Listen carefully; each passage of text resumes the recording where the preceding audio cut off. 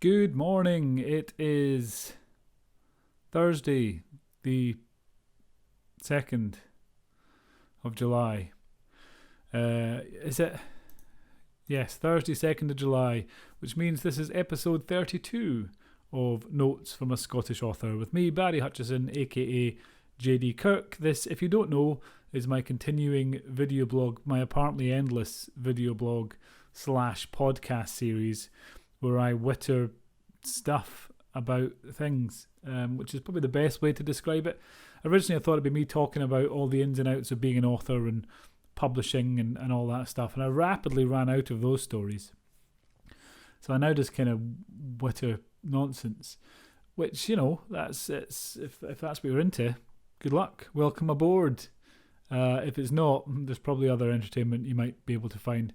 Today, what I did think I would talk about, though, is a couple of things, actually. One is the 13th Horseman, one of my books. I spoke about the Book of Doom some episodes ago and the inspiration for that, and I thought I would talk quickly about the 13th Horseman. The 13th Horseman is a teen novel that I wrote for HarperCollins about a boy called Drake Finn, and Drake is forced to move to a new house. Him and his mum relocate to a new house after he accidentally blows the top story off his school and sets a number of teachers on fire.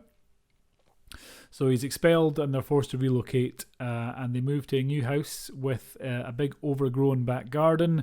Drake is forced to go and cut the grass. He goes out, and while cutting the grass he stumbles upon this strange shed, and in this shed are three unusual characters playing snakes and ladders, and they claim to be three of the four horsemen of the apocalypse, the characters mentioned in the Bible who, come the day of judgment, will get on their horses and fly across the sky because horses can fly. They just choose not to most of the time. So yeah, they're going to usher in the end of the world. So three of them are there: war, famine, and pestilence. And they're sitting there playing snakes and ladders. And Drake gets the fright of his life and runs away, but he eventually finds out that that Death has quit. Death, the leader of the Four Horsemen, has gone mad out of boredom, because these guys have been sitting around since the beginning of time, and their job is to sit around until the end of time, and they have nothing else to do. So all they do is bicker and fight and get into zany, hilarious scrapes. And Death has had enough. He's quit. And you actually find out that that guy was the ninth person to be Death. And there have been a number of deaths before that. And I think from memory, Famine lists the fates of the previous deaths. And I think it's mad, suicide, mad, quit, mad, goldfish, suicide, mad. And you find out the goldfish was a terrible administration error and should never have been Death in the first place, and was really bad at riding the horse. But Drake eventually accepts his fate. He eventually realises they're telling the truth, and he accepts his fate, his role as Death, until the call comes in that the end of the world is coming, and the previous Death has orchestrated this thing to happen that is going to usher in the end of the world. And Drake has to convince the other horsemen to help him stop the apocalypse rather than start it. So that's the 13th Horseman. The idea for it came actually when I was a student, and when I was sharing a flat with some people up in Aberdeen. And there's a unique way that flatmates and roommates can drive you insane, just with little things, just the most irritating little things they can do, and they gradually wear away at you, chip away at you, and drive you demented.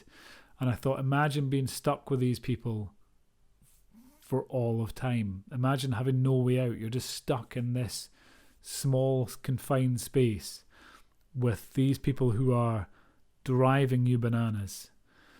And I thought, what would that be like? And how can I orchestrate that in a book? Who is going to be around forever? And that's where I thought of the Horsemen of the Apocalypse, who've got bugger all to do except that one ceremonial ride across the sky come the end of time. There was one incident in particular that I remember, we got a new flatmate. Myself and my flatmate Jamie, we shared a room. Jamie was fine, but I got on well with Jamie, but we used to wind each other up, something chronic, and try to drive each other demented. But we got this new flatmate who shall remain nameless. He moved in towards the end of our time in that flat, thankfully. And his first night in the flat rapidly revealed himself to be a nutter. We put an advert in the paper kind of going flatmate wanted, and one guy turned up and he got the flat because we needed his help to pay the rent. And rapidly revealed himself to be insane. The first night in the flat, he came in. Me and Jamie were watching some movie in the TV. I can't remember what it was. And he came in, sat down, and turned it over.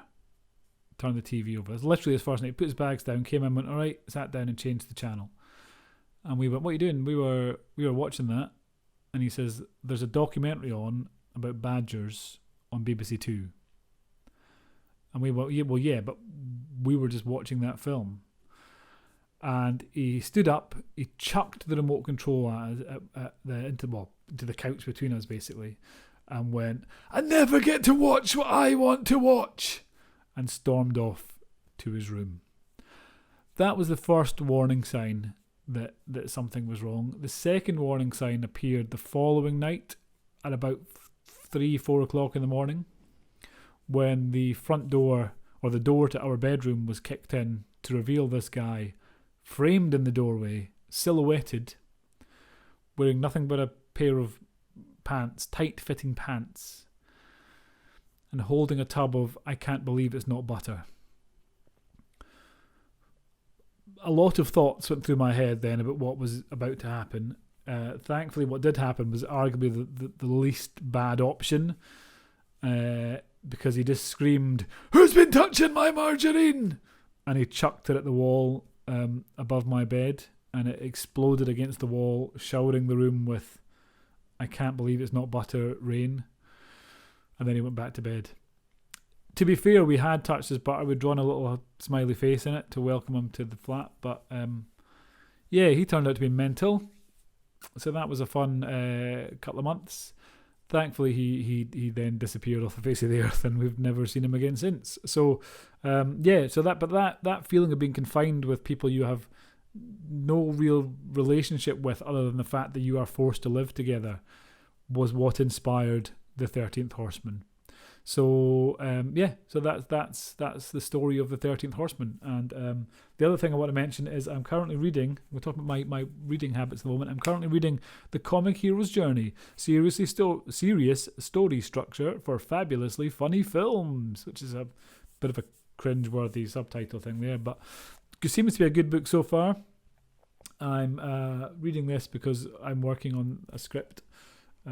So I'm reading this using my fancy notebook here, writing down all the interesting stuff, keeping a track of it, as I mentioned before, that for the non-fiction I'm reading and the podcasts and audiobooks I'm listening to, I'm writing down anything that I think is of interest and anything I can act on.